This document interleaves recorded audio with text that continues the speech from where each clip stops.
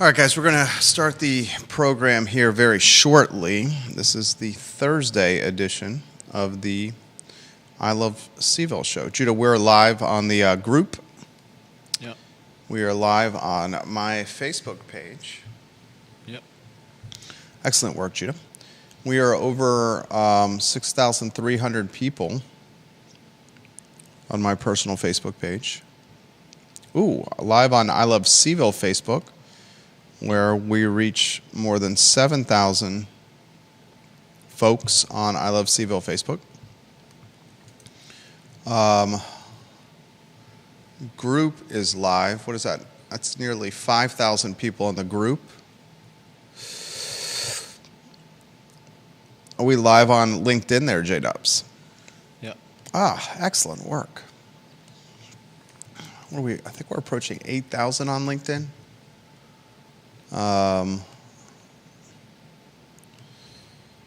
Guys, like and share the show. Take a look at the screen.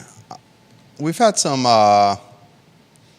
closings of late in the Charlottesville area.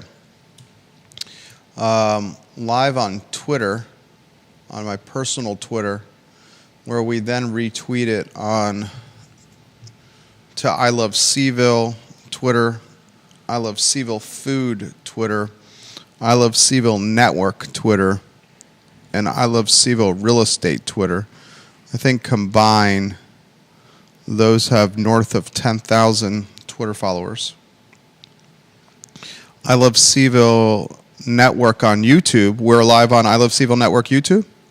Oh, we are. Excellent. A couple thousand over there on YouTube.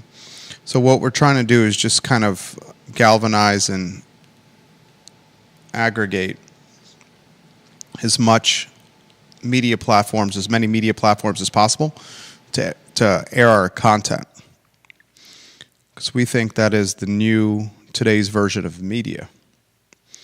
The closings locally have one element in common, and that's significant square feet associated with the business, more so than competitors in those business spaces would have. For example, Joann's Craft Store. Explain to me why a craft store has that much square feet. And the era of Etsy shops, where you can buy everything in Joann Craft Store on an Etsy site, or online, or on Prime. How so? How so what? Etsy is about crafted products. You can buy what Joann's was selling on Etsy, and if you can't find it on Etsy, you certainly can find it on Prime. Would you agree that a craft store the size of Joann's in Rio Hill, it's massive, the square feet? Like Big Lots, massive. Roses, massive. Right?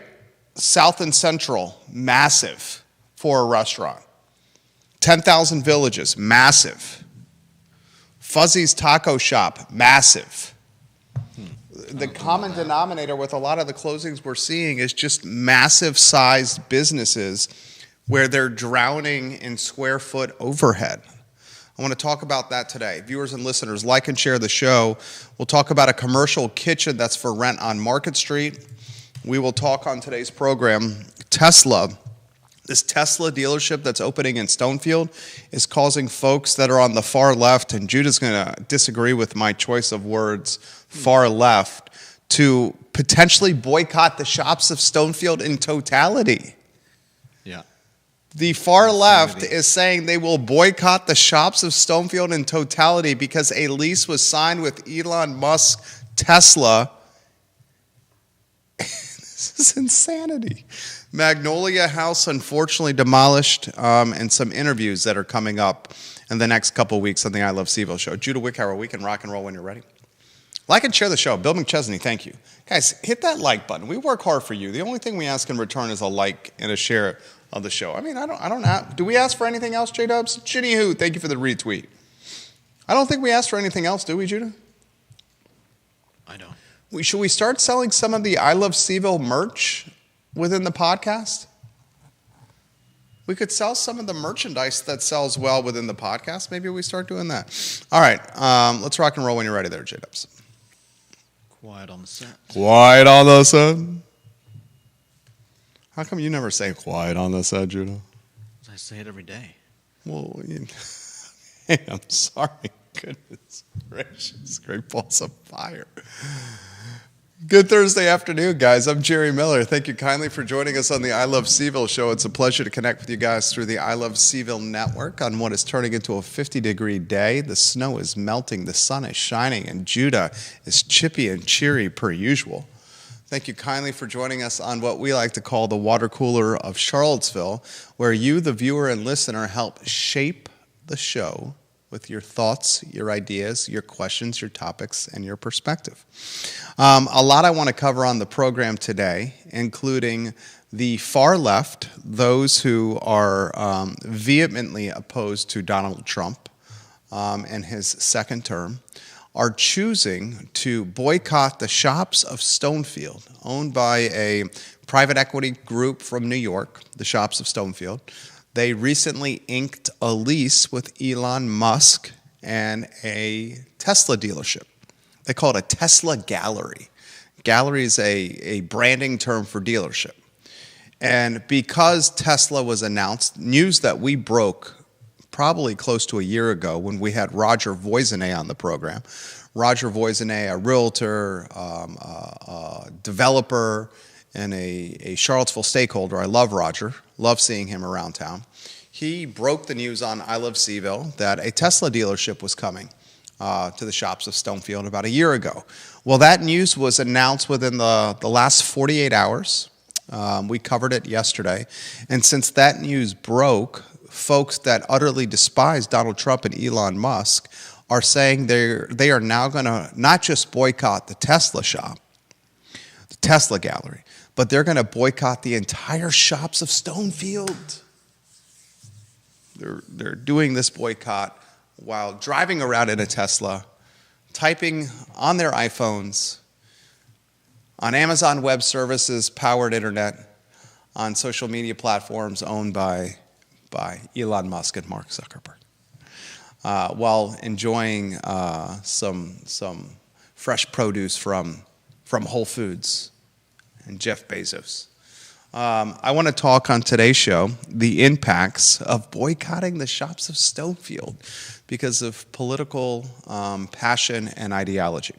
We'll talk on today's show Joann Craft Store closing in the Rio Hill Shopping Center. Goodness gracious, another one bites the dust. And this list is getting quite long, my friends. Roses, Reed's Grocery Store, 10,000 Villages on the downtown mall, Big Lots, Zoom Charlottesville on Barracks Road, South and Central, Fuzzy's Taco Shop, just to name a few. They have all bit the dust in very recent memory. And I'm going to have this conversation. What are some of the common denominators that have led Joann's and Rose's and Reed's and 10,000 Villages and Big Lots and Zoom to close, to shutter their doors? One of those elements that should be highlighted is the drowning in square feet overhead, drowning in rent overhead. I want to talk about that. All those businesses, if you compare them to their competitors and their respective spaces of business, have on the very large side of business footprints. We'll talk about that on today's show. On the program, we're going to talk about a new food and beverage business opening. This business, the hard work of the founder of the Flat Creperie, Judah. So a new F&B brand being birthed in the Charlottesville food and beverage ecosystem.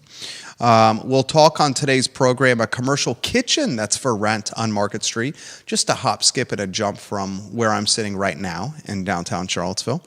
We will highlight the unfortunate demise of Magnolia House, an indie music venue. Do you patronize Magnolia House, Judah Wickower? Are you on? The last time it was used for music was, I believe, 2020, and no, I don't think I ever knew about it. Last time it was used was pre-pandemic. Yeah, It lasted for, I believe, 12 years, from 2008 to 2020. Judah will have that story for you, viewers and listeners. So a lot we're going to cover in the program. In a matter of moments, we'll give some attention to Charlottesville Sanitary Supply, Judah, but hold that thought for now.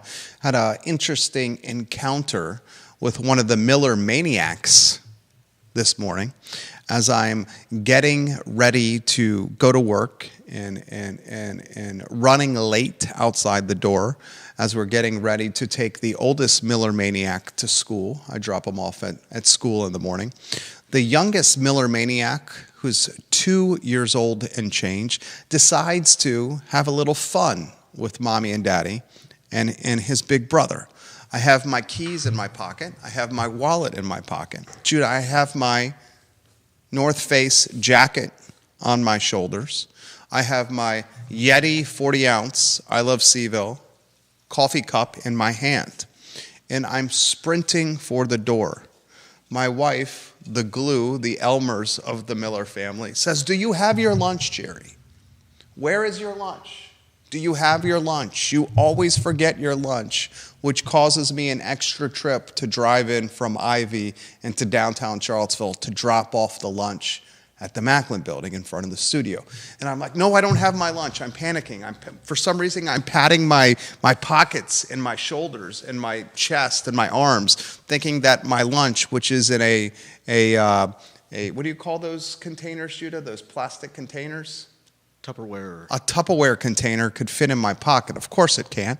And for lunch on this this glorious Thursday were chicken wings, leftovers from dinner. Fantastic chicken wings that my wife had cooked. I'm patting my chest. I'm patting my pockets. I'm looking in the pockets of my North Face jacket for some reason, and I can't find my lunch. She's scrambling all over the house looking for the lunch. We've even enlisted the oldest Miller maniac, our first grader, who is looking everywhere in the home.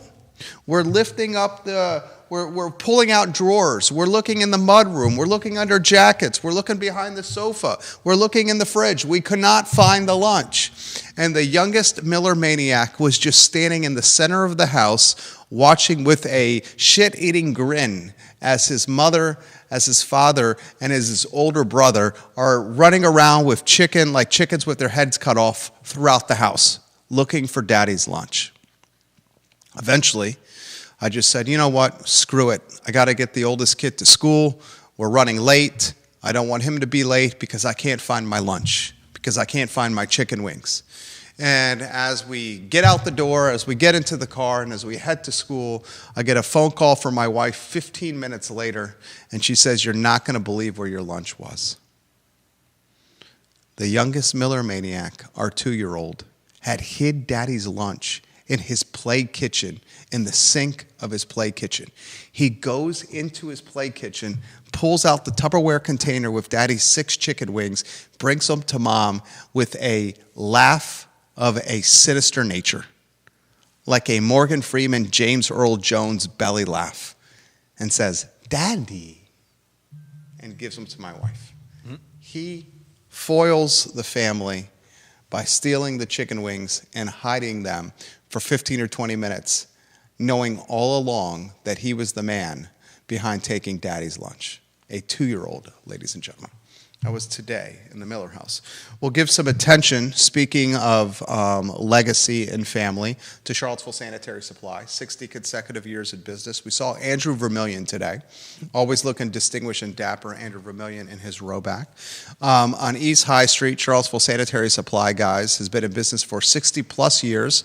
They're located online at charlottesvillesanitarysupply.com, and it's a good family business. Started by a first-generation husband and wife team, a baton that was passed to John Vermillion, who's just a good man. Now the baton being passed to Andrew Vermillion. Charlottesville Sanitary Supply, ladies and gentlemen. Keep the businesses in business by supporting them and help them enjoy another 60 years of consecutive business. charlottesvillesanitarysupply.com. A lot we're going to cover on the program. Judah Wickhauer on a 2-shot. No, I razz Judah. Is razz the word, Judah? I give him a hard time from time to time on this show, but I try to emphasize and highlight that he is a critical component of the program, and the program does not function as it does without this man that you see on screen, who's got probably the best collection of sweaters in the greater Charlottesville area. This is one of my personal favorites. I don't know about that. Yeah, how many? You have a lot of sweaters, Judah. I've got like A dozen? 4 that I wear. And No. You wear more than 4. I've got 4 heavier ones. One's not even a sweater. It's more of a, like a quarter zip fleece. Then I've got some lighter sweaters for summertime. Only Judah. Maybe, what, Only 3, Judah. 4? Only Judah wears a sweater in summertime. Well, maybe only Judah has a chilly workplace in the summer. Chilly workplace, the thermometer is set to 70 degrees. I'm wearing a button-down Brooks Brothers with the sleeves rolled up. The odd couple over here, Judah and I. How about some odd behavior, Judah, if you want to put the first, lower, third on screen? I need you to help me understand this, and I think he's going to have beef with my choice of words. I call it the far left. The population of Charlottesville that hates Trump the most. And let's cut to the chase. That's a large portion of Charlottesville, Elmwood County. Is it just the far, far left, though, that hates Donald Trump and Elon Musk? Why don't we set the table first with the story, and then we can go down that, because that might be the actual better talking point, what you're about to bring up. Okay. Stonefield, the shops of Stonefield, owned by a private equity group from New York. This is Class A of Class A real estate in our area. It's Barracks Road Shopping Center and the shops of Stonefield with the most expensive rents. One of them's in the city, one of them's in Albemarle County. Barracks in the city, Stonefield, and Albemarle County. They announced within the last 48 hours news that we broke over a year ago when Roger Voisinet came on the program and talked about this. But a Tesla dealership, Tesla's calling it a gallery, it's a dealership, is opening in the shops of Stonefield. Tesla, of course, the driver of wealth, the top driver of wealth for the wealthiest man in the world, Elon Musk, who is now the most powerful man in the world, Elon Musk, because he was the one that was most responsible for getting Donald Trump elected for his second term. Elon Musk in the news for a number of reasons now: SpaceX, Twitter, Starlink, Tesla, but most notably of late because he is slashing government spending at a pretty significant clip. The type of slashing of government spending that's impacting quite a few people in the Central Virginia community, because there's quite a few Central Virginians, Charlottesvillians, and Albemarle Countyans that are making their living tied to federal funding, government funding, some kind of funding with the government. And this is the type of funding that Musk is slashing. So when Stonefield announces that Tesla is opening the first Tesla dealership of its kind in the region, in the shops of Stonefield, the community has a hissy fit. And that hissy fit has been of significant proportions. A lot of the ire has been directed directly at the Tesla dealership, where folks have some unsavory things to say about Tesla. And let's cut to the chase. There's hundreds, if not thousands, of Teslas that are driving around Charlottesville and Central Virginia. Everywhere you look, there is in fact, if you go to the Market Street camera, you just saw a Tesla drive by. You may not have been able to catch it there. Tesla's everywhere. I bet if we put the show on the Market Street camera throughout the entire 1 hour of the show, you'd see a dozen Teslas drive by our studio on Market Street. Here's the interesting wrinkle of what's happening. It's not just a boycott of Tesla and this dealership in Stonefield, Judah. Mm-hmm. The far left, I call it the far left. Judah, I want you to pick that apart like Thanksgiving turkey. But the far left is saying, we're not even going to shop at Stonefield in general. In Stonefield, in totality, we're so angry with this private equity group from New York that leased the Tesla dealership, that agreed to a Tesla lease. Where do you want to go with this topic? Judah Wickower. I mean, I copied some of the responses, and they're... Do you want to read them off? I mean, the ones that you can read off? I mean, I don't think there's any that have... I'm taking down names or anything like that, and anybody can go on to. These are all from Stonefield's Facebook page, Facebook post, mentioning. They did a post saying that, hey, we've got Tesla coming, and there are quite a few responses, and I don't know if I would call them unhinged, but I don't think we're talking about, this isn't necessarily all far left nutcases. These are, it's easy to make fun of Reddit because names are hidden, but this is Facebook. Everybody's posting as themselves, and These are people posting with their actual names. Yeah. This is not people posting with anonymous handles on Reddit. Yeah, they're saying, I won't be shopping or seeing movies at Stonefield anymore. People talking about not going to Trader Joe's, people not going to any of the shops in Stonefield in totality, people boycotting the shops in Stonefield as a entire experience because of this lease. I call them the far left. You have beef with that. Yeah, as I mentioned, I don't think that it's all. I mean, what is far left? Is there a way to put someone on that scale? I mean, is it? Do you judge someone far left just by what they say? Meaning that anyone who makes a comment on this thread saying we won't be. Okay, shopping, so what's a better description than far left? Liberal. See, I think that does a disservice to folks that vote Democrat. By labeling liberals are boycotting, the headline on screen is Tesla lease driving Stonefield boycott with far left. Judah suggested that the headline should read Tesla lease driving boycott with liberals.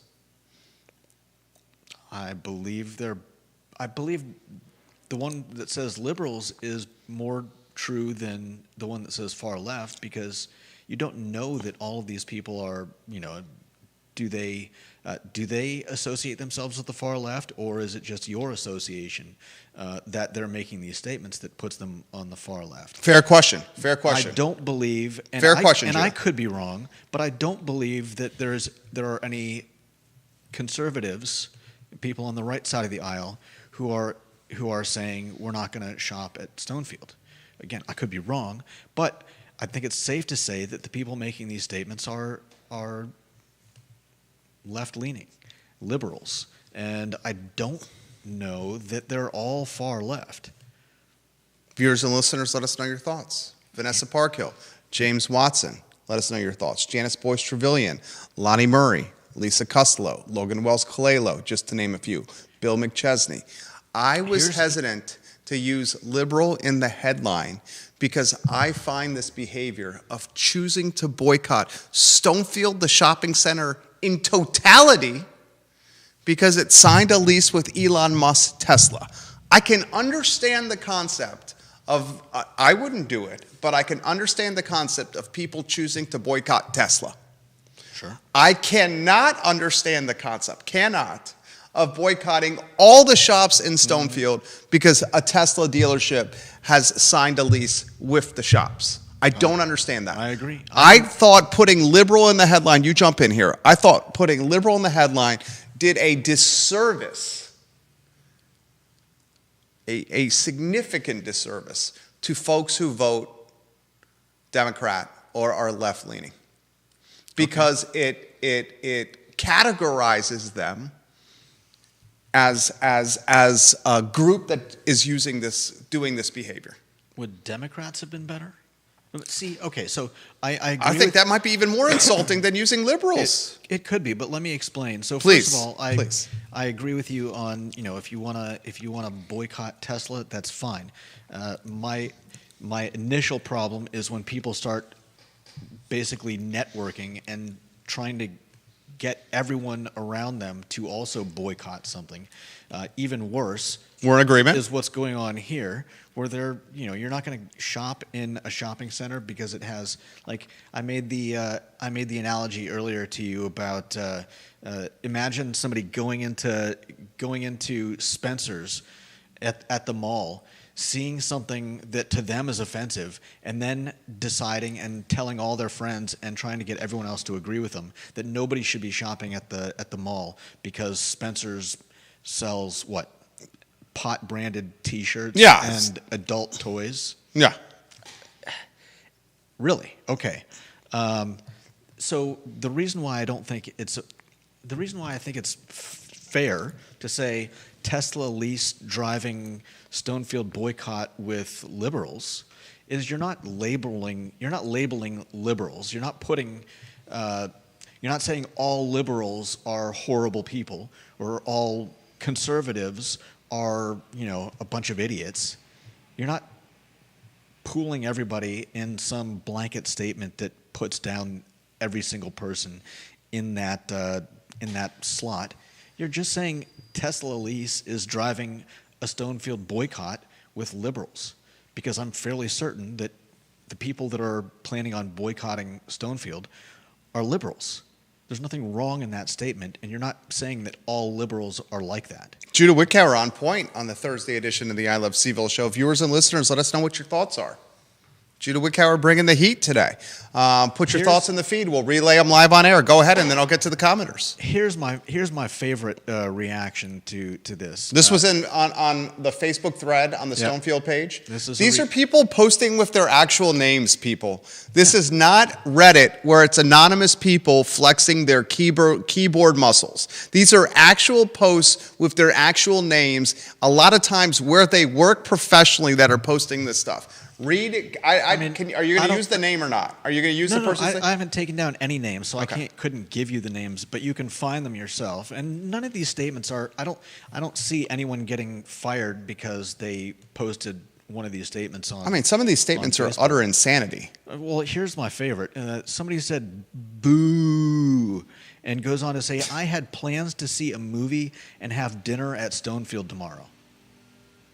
So apparently those plans are off, or maybe he's thinking that his plans have been ruined because this news is so I don't know, heart troubling that he just can't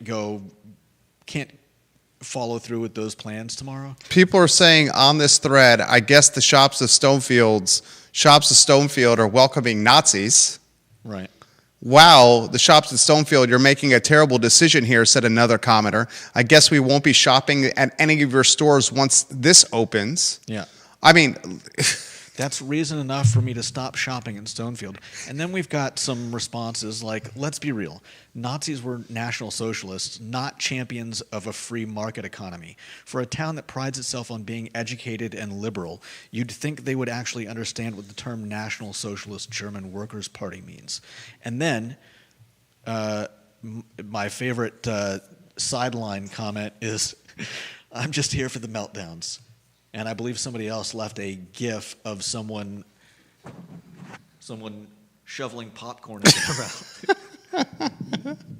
Spencer Pushard made a reference to the popcorn emoji in the comment section of my Facebook page here. Viewers and listeners, let us know what your thoughts are. Vanessa Parkhill, the Queen of Earlysville, has some comments that she's offered on the I Love CVille Facebook page. She says this, Judah, and when Vanessa Parkhill leaves a comment, I am very quick to read it because I respect her perspective tremendously.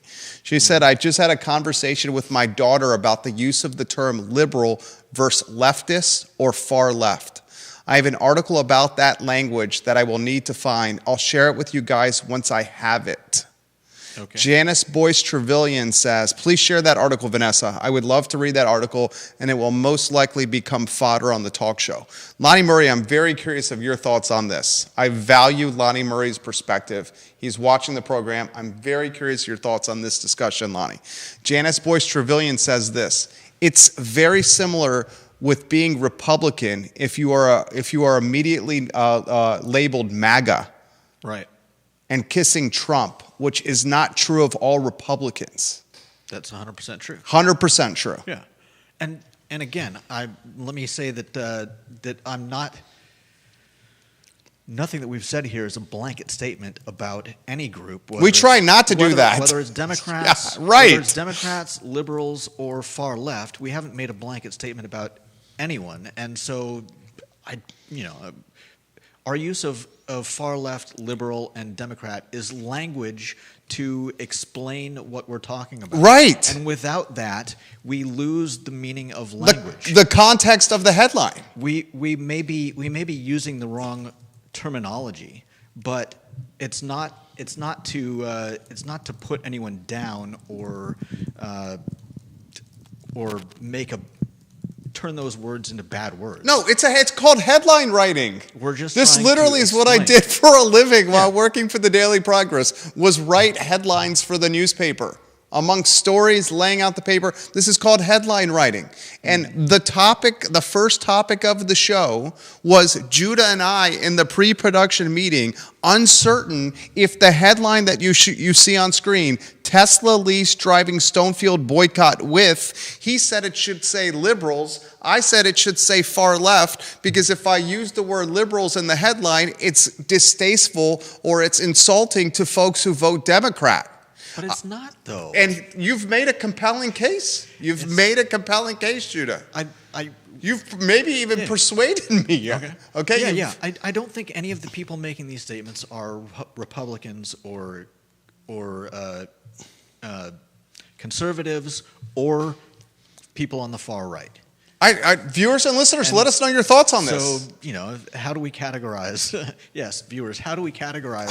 What is people making these statements? What is the preferred moniker here? I don't think. From my standpoint, far left. From my necessarily standpoint, far left means more radical in your actions and behavior than liberals, which someone who is liberal can very much be a centrist. Yeah, definitely. Someone who is liberal could be center aisle. Someone who's liberal could even be left of aisle. But far left means radical in ideology and action. And I find the behavior of someone that is posting with their name on Facebook about boycotting the shops of Stonefield in totality because they signed a lease with a car dealership. Radical. That's why I suggested far left was best for the headline. And that's fair. That was my whole thinking right there. Viewers and listeners, your thoughts, put them in the feed. I'll relay them live on air. Interesting storyline here. John Blair, respect his opinion dramatically on LinkedIn. I'm going to respond. I will mention this live on air. He says, John Blair, I would only point this out to you two because you're old enough to remember this. Remember the phrase latte liberal? There was a time when conservatives made fun of Starbucks drinkers. Now the left is more anti-Starbucks than the right. And 5 years ago, there were some anti-electric vehicle sentiment on the right. If it was 2018, I might expect the anger about a Tesla dealership to be coming from some right-wingers opposed to green lifestyles. Now it's the left. How the world turns. Fantastic perspective from Mr. Blair. No doubt. And very true. I mean, yeah. There was a time when Musk had nearly savior status among some people, and some people thought that. And again, I'm not. Before Musk got. I'm not even trying to put a label like liberal. I'm just saying there. Some people have never liked Trump. Some people loved him. No. And some people thought that electric vehicles were, going to save the world. Mug, there's been no. You can make a legitimate argument that in the United States of America, the second most polarizing and divisive person in America is Elon Musk. I'm going to give moniker number 1 to Donald Trump. Okay, as the most polarizing and divisive person in America, Donald Trump. Now, some will point to the fact that Trump won in landslide fashion as the fact that he should not be on this list. I'm still going to say Trump, the most polarizing and divisive person in America today. I'll say the second most polarizing and divisive person in America today is Elon Musk. And I want you to think of the significant change in personal brand for Elon Musk. Before Elon Musk got involved with Twitter ownership, it started with Twitter ownership. And once he controlled this media platform, once he purchased this media platform, Twitter, he started basically spouting out, basically using Twitter as stream of conscious and utilizing the platform to have diarrhea of the mouth in every capacity possible. Twitter seems to do that to people. He does it with transgender. He does it with gay rights. He does it with politics. He does it with geopolitical warfare commentary. He does it with budgeting and spending commentary. The stuff that your parents said, you don't talk about religion, politics, and sex in neutral settings. Musk does all of that. Literally does all of that. Okay? And I cannot think of a person over a 5-year period of time that's had a more significant change in personal brand from being a savior of sorts to many with what he was doing with Tesla, where Tesla drivers were in a lot of ways the left, like John Blair has said, left-leaning individuals that were pounding their chests saying electric vehicles, green, good for the environment. Now those same people 5 years ago, before he bought Twitter, before he bought Trump the second term, right? If you say so. He was his top funder. Was it over $250 million? I don't have the numbers. Okay, I think over $250 million. 5 years ago, the left-leaning folks that were eco and green pounded their chest and were proud to say Tesla. Pounded their chest and were proud to say Tesla. Yeah. Now those folks are as anti-Tesla as humanly possible. Won't even go to a Won't go to a Shops of Stonefield with a Tesla with a gallery. With a Tesla gallery on it. Can you tell me someone in America in a 36-month period of time, 3-year period of time, that has had a more significant about face with personal brand? Probably not. Is there one in America that's had a more significant about face and personal brand than Elon Musk over the last 36 months? I mean, there are, but we don't need to get into all these. Few. I mean, this significance. I had a conversation. Finding out it's things that people have done. I had a conversation yesterday with someone I will not name. And the conversation I had yesterday with someone I will not name. This individual is absolutely convinced that the world is close to coming to an end because of artificial intelligence and the role that artificial intelligence is going to have in the world, basically replacing humans in so many facets that we cannot understand. And this individual was saying yesterday, I am absolutely convinced that Elon Musk, who is one of the most intelligent people in a lot of ways in the world, is aware of the impact that artificial intelligence will have with replacing humans in the very near future. So he has a savior complex of some kind where he is trying to, in his eyes, save the world from this, and or he realizes the negative impact, the negative consequences of artificial intelligence as it applies to the human race. So at this point, he's just having as much fun as he can possibly can with life because he believes we're doomed.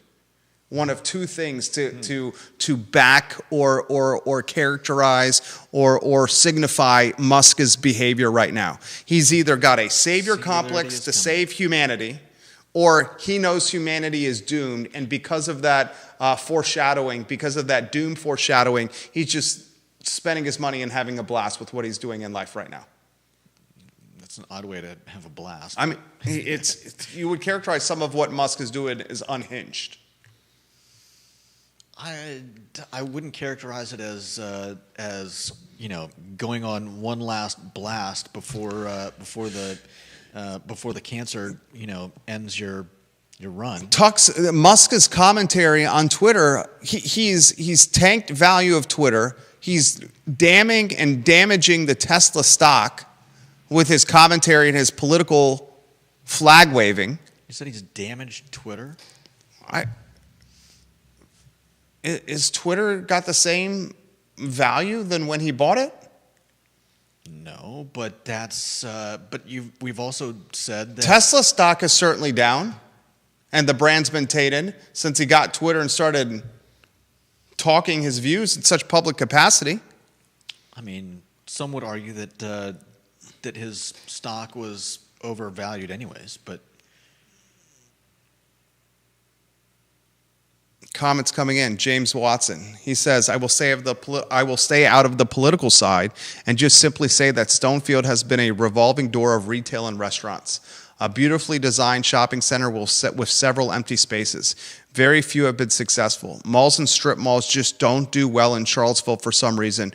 Barracks is the only one that has stood the test of time, and we don't even have a mall anymore in CVille. Yeah. Was signing a Tesla lease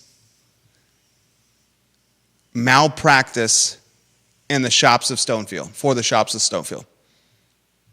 Maybe yes, maybe no. I'm gonna go ahead and say that once it's in there and it's been there and the ire has Been forgotten? burned itself out, people will go back to their.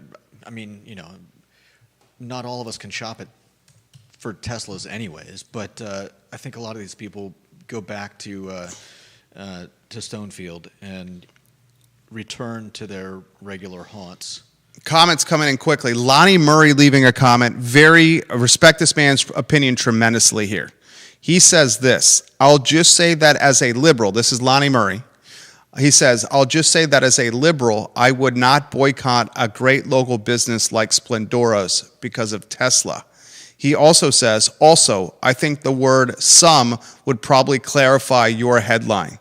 He says, that said, let's remember that liberalism is a political and more philosophy based on the rights of the individual, liberty, consent of the governed, political equality, the right to private property, and equality before the law. Okay, that's good to know. Though oftentimes those subtleties are hard to. What's the word I'm looking for? Not everybody has the same definition of all these words, and so we use them lightly, and we don't use them to offend anyone, but as we mentioned before, to try to characterize what we're talking about. Georgia Gilmer says, I cannot imagine the Trader Joe's junkies boycotting Trader Joe's. Janice Boyce Trevelyan says, fine, I will enjoy the smaller crowds at Trader Joe's then. Vanessa says, many would say you are free to do this or that, but just don't ask or expect me to pay for it. I think that is the focus of his Doge initiatives, not on the taxpayer dime. Ms. Parkhill leaving some comments. Viewers and listeners, let us know your thoughts. An intriguing storyline developing right over the city line in Albemarle County. Very intriguing storyline. All right, Judah Wickower, our next headline on the I Love CVille show, my friend, what is that headline? Joanne. Okay, so another one bites the dust, right? Now it's Joanne Fabrics as the company is a lot of Joanne Fabrics. I think it was 500 of them, right? Let's see. It's pretty sure it was 500. Rio Hill, 533 of its 800 U.S. locations. Yeah, I mean this company's in the pooper here. Rio Hill Shopping Center. We're talking one of the flagships in the Rio Hill Shopping Center. Joanne, ladies and gentlemen, fabric and craft store is closing. This is a gut punch to many of the. I mean, what is it called? What is the hobby? Is it crafting? I guess it's crafting, knitting, sewing. It could be a lot of things. I don't think there's any. It's not like they sell to just one type of. I mean, it's called Fabric and Craft Store. Yeah, they've got. So crafting, we'll call it crafting. They've got stuff for quilting. They've got stuff. We'll call it crafting for the sake of a talk show here. So we're not getting in the weeds here. Get cloth for clothing or. Yeah, it's a craft store. The company filed for bankruptcy. They filed for bankruptcy less than a year ago, too. A second time less than a year ago in January, after initially filing and then going private in March of 2024. So I want to use this news to kind of look at the businesses that have closed of late. Some of them, Lonnie, I'm using the word some of them that have closed of late in the greater Charlottesville area. And are there any commonalities? I think perhaps there are some commonalities. I'm going to rattle off a few. Viewers and listeners, help me and Judah add to this list. Joann's is closing in the Rio Hill Shopping Center. Rose's is closing in the Pantop Shopping Center. Reed's grocery store is closing over there on Preston. Has closed. 10,000 Villages closing on the downtown mall. Big Lots closing in one of those shopping centers on Route 29. I get them all confused. I know one of those shopping centers, it certainly has square in the name. Whether it's Albemarle Square or Seminole Square or Fashion Square, one of the squares, Big Lots is closing. Zoom Charlottesville closing in Barracks Road, South and Central in Dairy Market, Fuzzy's in Fifth Street Station. Joann's, Rose's, Reed's, 10,000 Villages, Big Lots, Zoom, South and Central, Fuzzy's, just off the top of my head. and about 5 minutes of thinking before the show started.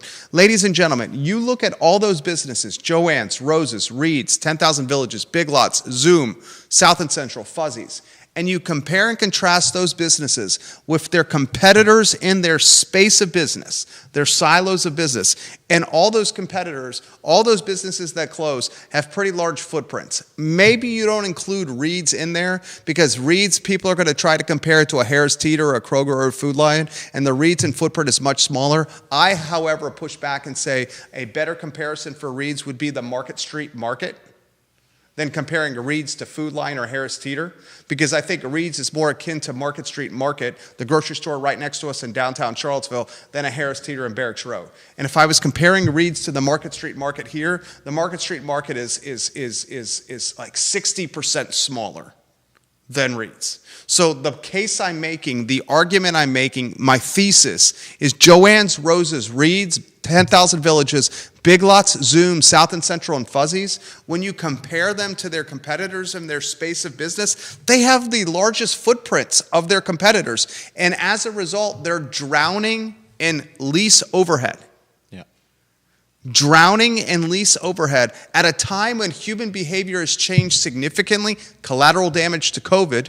We started shopping and buying online even more because the government told us we couldn't leave our house.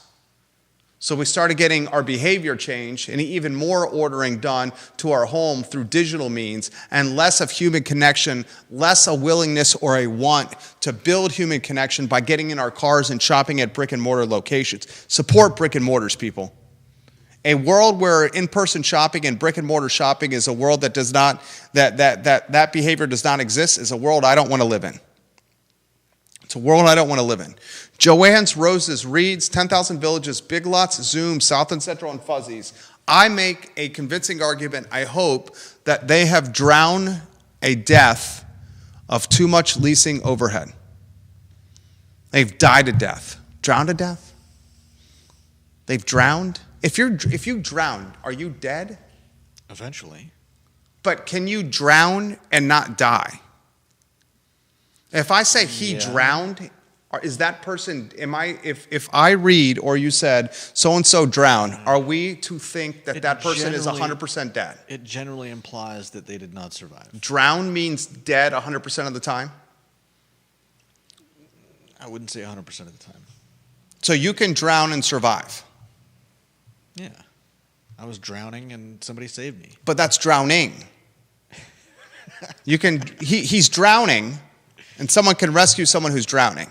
But drowned, is that person dead?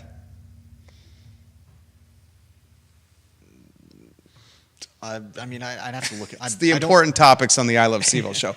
Eric Thompson watching the program. If you aren't making, he says, 26% plus or minus more than you did in 2020, then you are poorer because of inflation.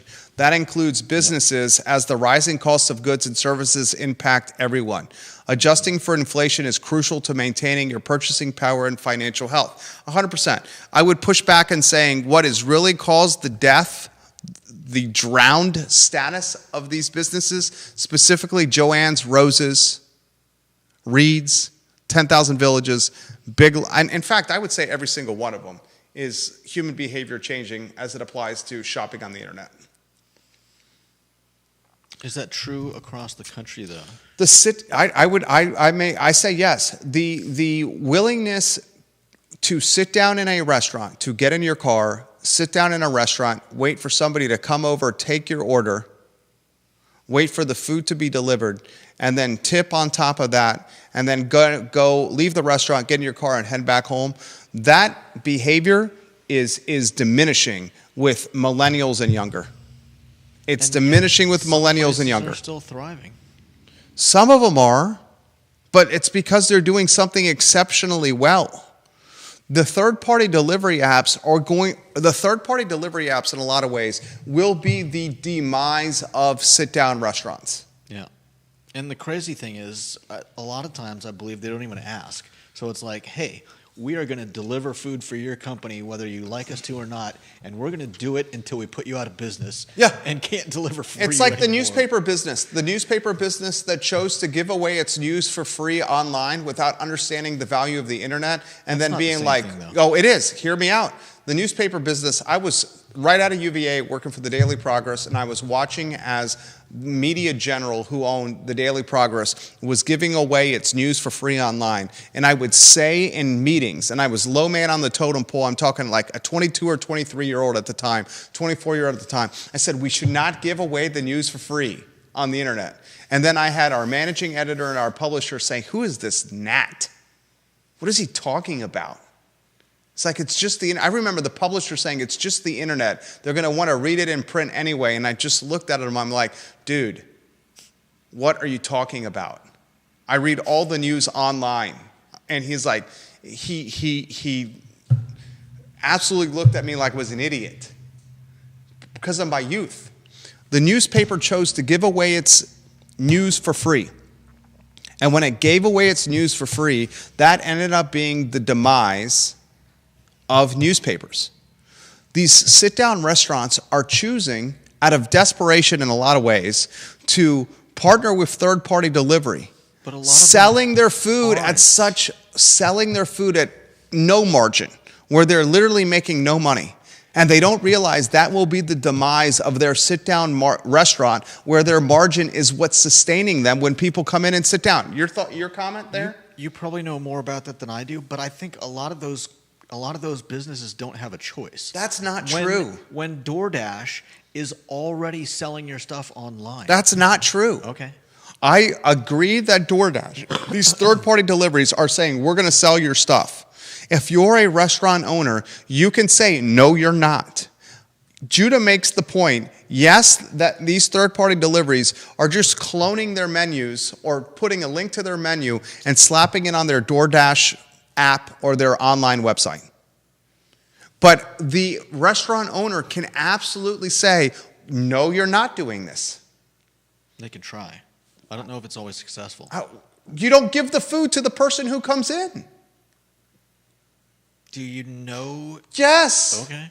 You know, it's DoorDash or Uber Eats. Okay. Viewers and listeners that are in food and beverage, Curtis Shaver, if you're watching the program, help me out. I respect Curtis Shaver's opinion so much. The food and beverage business knows it's DoorDash. Curtis, help me out on that. When the DoorDash guy comes in, please, someone in food and beverage, help me out. You can say no to them. Say, you're not doing this. But they can't because of fear and desperation. And that will eventually be the death of restaurants. And oftentimes it's the difference between making a smaller margin and making no margin because you don't have a delivery service. Right? I've been told by some of friends of the program, clients of the program, and friends of the program, and we're at the point where we've been doing this business for 17 years where the clients have become friends. We have some clients that have been clients for a decade plus that have become friends. And the clients that are friends or the clients have telling us that we are barely breaking even on doing third-party delivery. Yeah, And the customer, in a lot of ways, is so disenchanted with the experience because by the time they get the food, it's cold. Yeah. And they take out that dissatisfaction on the restaurant itself as opposed to the experience, the process of third-party delivery. Yeah, of course. It's insanity. People are angry. I mean, as evidenced by the outcry when a new shop comes to a shopping center. It's insanity. People love to be outraged, but yeah, I personally have had a lot of luck. I don't order food delivery a lot, but maybe they just know me. I've had some. In fact, I always get my food long before the estimated time. Where are you ordering from? Let's see. It's usually Fabio's or Guadalajara or Red Lantern. And you're using third-party delivery for that? I mean, I go to their websites and click on whatever they have. Red Lantern is delivering with an in-house delivery person. Are you sure? Yeah, Red Lantern, if you're ordering through Red Lantern is using in-house delivery.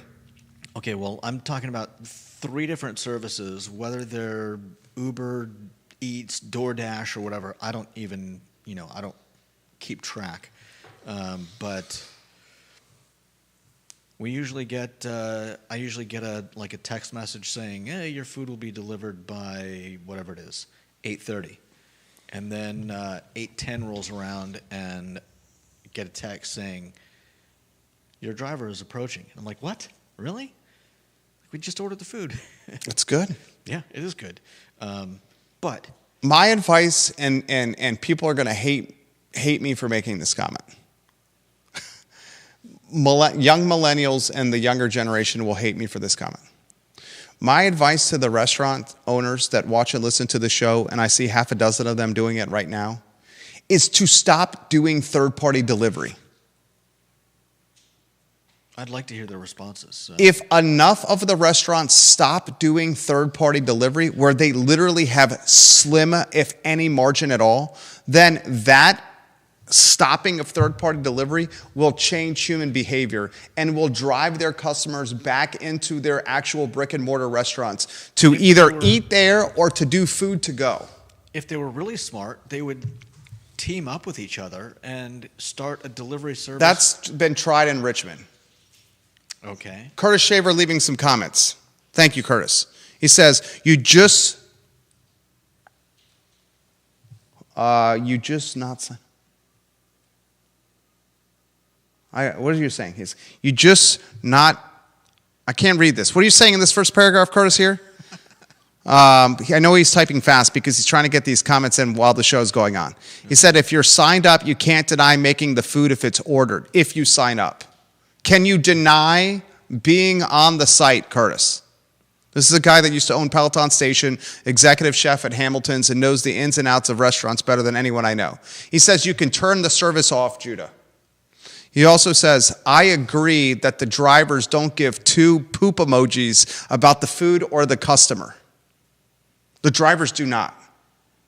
How many times have you gotten food from third-party delivery where you've ordered food and it's like, this has happened to us so many times here, where you've ordered food and they've been giving you the bags, and then you get the bags of food and you put them on your kitchen counter, and then you just take a whiff of the bags and they reek of weed. Have you ever had that? I've never had that problem. Paper bags or a lot of plastic bags can absolutely hold the smell. And I'm like, look, I really, it didn't bother me, but it was very clear that the delivery driver was smoking a blunt in his 87 Cutlass on 17-inch rims while driving it to the Miller house. Wow. And then Miller Maniac, the first grader's like, Daddy. You get more interesting deliveries than I do. Daddy, what is that smell? The worst problem I had, and this I think only happened once, was we missed the person coming, and I had like a note. I'd left a note on the order saying, because I had an old doorbell ringer that wasn't attached to anything, and my friend got me one that's completely unattached through like wiring and stuff. Okay.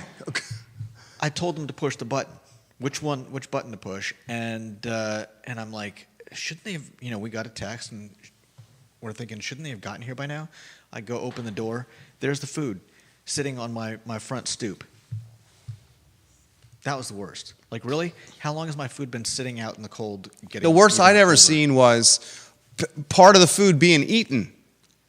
I've heard horror stories where people don't even get their food. The driver just eats it. Had the munchies. Thanks. And the 87 Cutlass on 17 just ate the Riverside Bacon Cheeseburger and the shoestring French fries. And then what do you do about your $50? You call the company, and they're like, we can't do anything. And the Sorry. jalapeno, the fried cheese. God, that Riverside fried jalapeno cheese. Ooh, so good. I eat those all day. But if you get them straight out of the deep frying juice and you pop one in your mouth, you will burn your inside of your mouth. No doubt. What you need to do is get an ice-cold Budweiser and take one of the jalapeno poppers, pop it in your mouth as it comes straight out of the deep fryer, and have some ice-cold Budweiser while drinking it. that will totally not stop it from Oh. rending the top of your mouth. But the ice-cold Budweisers, it helps. to shreds. It helps. To shreds, I say. Curtis Shaver, no one is forcing the restaurants to sign up. Most do it just to get some business. We did it because of COVID. Yeah. COVID changed human behavior. Effing pandemic. The effing government told us we couldn't leave our house. The effing government changed human behavior, and part of the collateral damage, we will not truly understand the significance of the collateral damage we're navigating right now until years from now when we have perspective. Years from now when we have perspective. They told us we couldn't leave our house. They gave us extra money to spend. I would argue that And it caused so much damage. I would argue that was an escalation of a product of the times that was already happening. With the it expedited it. With the rise of Amazon's dominance and Amazon's 100%. destruction, It of- amplified it, of 100%. smaller markets. This was all mostly, I think, inevitable. 100% it amplified it. But it as- didn't have to be at this level of amplification. I know. As we grow more, self-important, I think this is also one of the end results. I don't want to get in the car. I don't want to drive 5 minutes. Convenience. I want that stuff, and I want it tomorrow or the next day at the earliest, if that's possible. And so I will shop at Amazon no matter what it means for the people and the places around me. Restaurant owners that are listening, create a coalition. Create a coalition of your fellow restaurant owners. And as a coalition, boycott third-party delivery. This will force customers to come into your restaurant to order their to-go food, where your margin is greater. Or it will force customers to come into your restaurant and actually enjoy the food at your tables like you intended when you opened your restaurants at first. By continuing third-party delivery with Uber Eats and Grubhub, all you are doing is working hard at your own demise. At your own demise. But the unintended consequence of what you're asking may also be that a lot of customers will go to restaurants who are still using Yeah, and those restaurants are going to go out of business. eventually. Unless it's a ghost kitchen, where and we have a story about this. This is why I wanted to highlight this. There's a commercial kitchen for rent on Market Street right now. Let me know if you're interested. $5,000 a month, the asking price for this commercial kitchen on Market Street. If you want to operate a sit-down restaurant, do it without third-party delivery. If you want to operate a ghost kitchen, where the ghost kitchen, all you're doing is using third-party delivery, this is how you can do it. Because you're going to have a lot less overhead at this $5,000 a month commercial kitchen. You're not going to have front-of-the-house labor. You'll have some people, a person working the phones. You'll have an expo and maybe 2 or 3 behind the line. And then you can push out 100 to 200 orders a night. Now, people might have issue with that. I'll say 3 behind the line in an expo can push out that much work. But that's a hell of a lot less overhead than somebody doing a sit-down model. 5G, did you get that lower third on screen? $5K a month commercial kitchen. Negotiable on price. Let us know if you're interested. All right, it's the 135-minute marker. We have some headlines that we're going to have to save to tomorrow. Thought you did a hell of a job today on the show. Some of the headlines that we didn't get to, if we can mark and utilize on tomorrow's show, because I thought they were pretty significant. A couple of programming notes. The UVA Innovators of the Year, a team of 3 professors are going to join us on the I Love CVille show a week from today. Very excited for the new technology they developed. Also, friend of the program, all-around A-plus guy, and certainly on the list of best-dressed guys in Charlottesville, Jim Hingley, the Albemarle County Commonwealth's attorney, will join us on March 5th. Jim Hingley on March 5th. We have said the best-dressed guy in Charlottesville, someone, until they prove me wrong, is city manager Sam Sanders. We have the George Clooney of policing, Mike Kochis. And we have the best dressed guy in Charlottesville, city manager Sam Sanders. That's the I Love CVille show on a Thursday. Judah Wickower and Jerry Miller.